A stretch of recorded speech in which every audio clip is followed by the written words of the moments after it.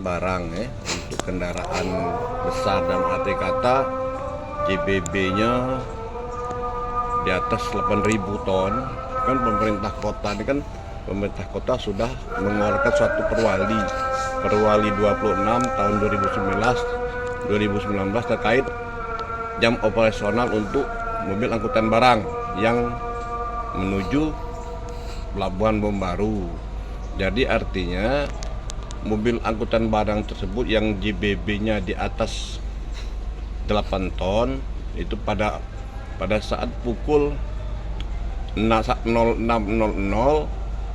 sampai dengan pukul 21 dilarang melintas di jalan yang sudah ditentukan di dalam perwali, seperti mungkin jalan Limang Lebar Daun, jalan Basuki Rahmat, dan ada beberapa jalan lain yang mungkin di ini tidak bisa saya sebutkan, mungkin belum ini.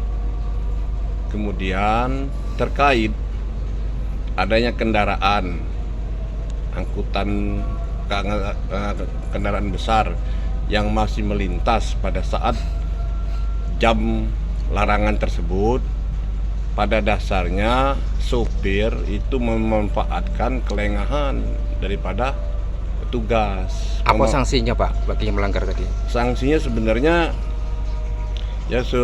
kalau di jalan itu ialah penilangan, tapi ke dalam arti kata kan pada saat lengah petugas tidak ada memperhatikan, dalam arti kata petugas dalam keadaan istirahat, mereka memanfaatkan kelengahan petugas tersebut untuk melewati jalan-jalan rute yang dilarang untuk dilintasi pada saat jam operasional kendaraan tersebut dilarang. Itu baik.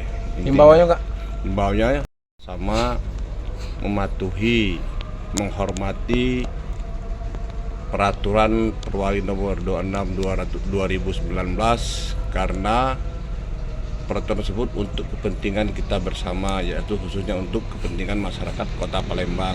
Bagaimana kita ketahui, pengguna jalan ini bukan saja pengemudi angkutan mobil-mobil berat, di situ ada pengendara roda 2, ada pejalan kaki, dan pengguna jalan lainnya. Mari kita sama-sama menghormati peraturan wali kota yang sudah ditetapkan tersebut. Terima kasih.